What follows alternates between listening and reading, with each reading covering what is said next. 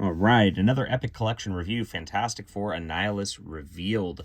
This is some pretty cool stuff that I haven't seen reprinted outside of Marvel Masterworks before. So interesting era for Fantastic Four. Stan Lee's off the book and Jack Kirby's off the book by this point. It's issues number 126 through 146 in Giant Size Superstars, which is just a random one-off that features the Fantastic Four in this, and that's it. It's volume 8, 72 to 74. Gary Conway actually wrote most of this. I mean, I think there's a couple Roy Thomas issues. But John Buscema actually draws the bulk of the volume, which is kind of nice. I really like Buscema's art. You can tell he's trying to really ape that Kirby style here at the beginning to keep the Fantastic Four feeling like it was. They introduced a lot of family conflict at the beginning of this. We got a Mole Man issue to start. And these go in basically 2-issue installments. So it's like you get a first one where they set things up, and then the second one where they kind of conclude things here, going down into this. And he's got a queen who like betrays him. This is a story I've seen before over the course of this, but Buscema's art is fantastic. Look at some of this cool drilling into the earth, like sort of scenery here. He goes a little boxier than he normally does with his stuff to mimic that Kirby style. It all works. It's pretty stuff by Buscema. As this goes along, personally with Fantastic Four, there's a couple of things going on. One, Johnny's all bent out of shape about Crystal, the Inhuman, who's like gone back to her Inhuman hideaway at this point, and he's all emo about her as this goes through. And then we get this Thundra who shows up over the course of this. She wants to fight all the men and prove that she's better than the men. And there's this like new Frightful Four that's being developed, I guess, with her in it rather than Medusa. Now, also personally, like Reed and Sue are having a sort of tiff through this, and so she's starting to like get upset with the way things are going. She's about to leave the Fantastic Four. There's Black Bolt, as you see the Inhumans getting in here.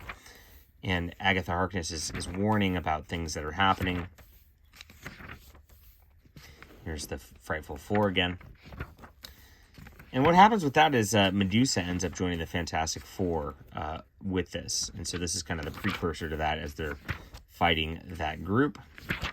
And here's where Johnny finally meets up with Crystal again. See a little bit of the Kirby attempt at the style there, but Buscema's got his own deal. And it's kind of nice. So Johnny ends up in the Inhumans realm, and he finds out that she's been dating Quicksilver. So Johnny gets cucked. It's really sad. But I'm kind of bummed about that storyline, to be honest. At this point, I'm like, Quicksilver, really? You're gonna ruin Johnny Storm's life for that guy? Come on. But they fight this like Omega thing, and there's basically this like the Inhumans have slaves, a slave like race that they've developed at this point, and like the Omega is kind of the culmination of that, and Fantastic Four gets to lecture them about how bad slavery is and all that. So when they come back, Johnny Storm decides to make his costume red for some reason to kind of stand out.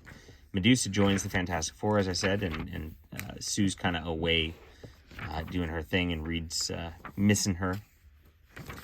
Thundra comes back, challenges the Thing to a fight, and she goes down to Shea Stadium to do so, of course.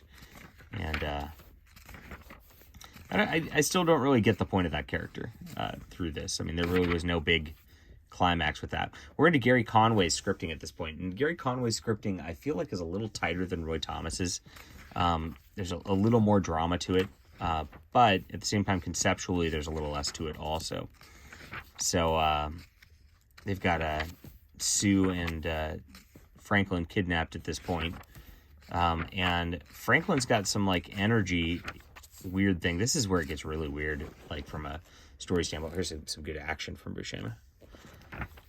But Franklin ends up like getting shot by Reed Richards with some like weird cosmic gun because his powers are getting too intense and all that.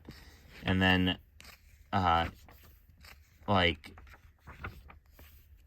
he pisses off the rest of the Fantastic Four during that for some reason. Very bizarre. And that's kind of where the family dynamic ends up for a bit. We get a little story with Wyatt Wingfoot in here, and they go and deal with some bad guy through there. They're all kind of like, I'd say like, they're not the most exciting, like Annihilus. We get another Annihilus story in this one. Annihilus, he's got another scheme. And this is the one that actually causes the problem I was talking about with Franklin Richards. He actually brings the Fantastic Four with the full intent of, like, I guess, trying to get Reed to mess with Franklin Richards to, like, gotcha them.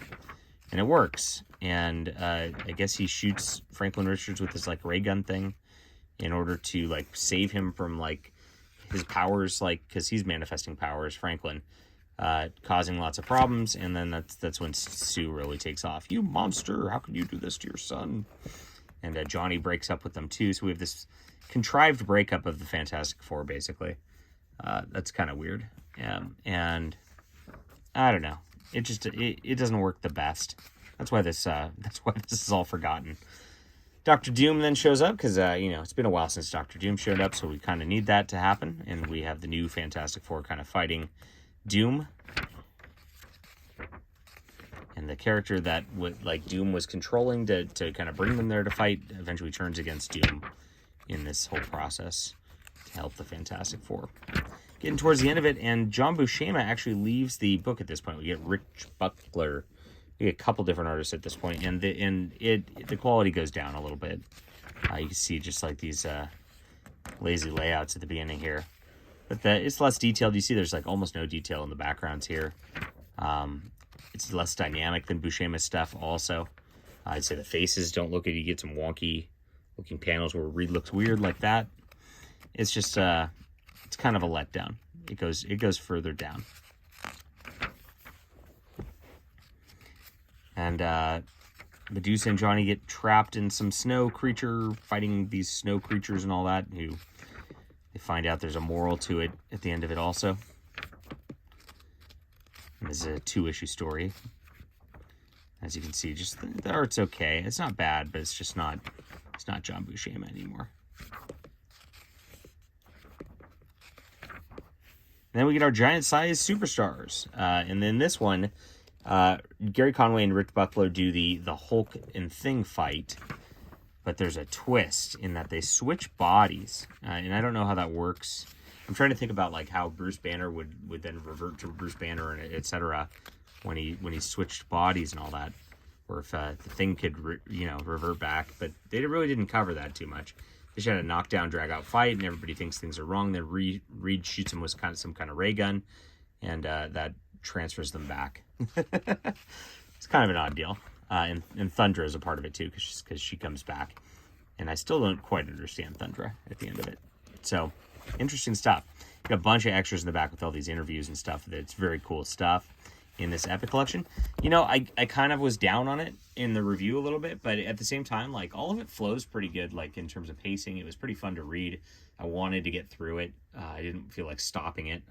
It's not bad. It's just like, it's not as good as the Kirby and Lee stuff by any means. So I'd call this like a 7.5 out of 10. Well worth the read, interesting for the history, and a lot of Fantastic Four now covered up to this point in the Epic collection, so cool stuff. Leave a comment down below with what you think. Hit that like and subscribe button. Really appreciate you guys being there. We'll be back soon.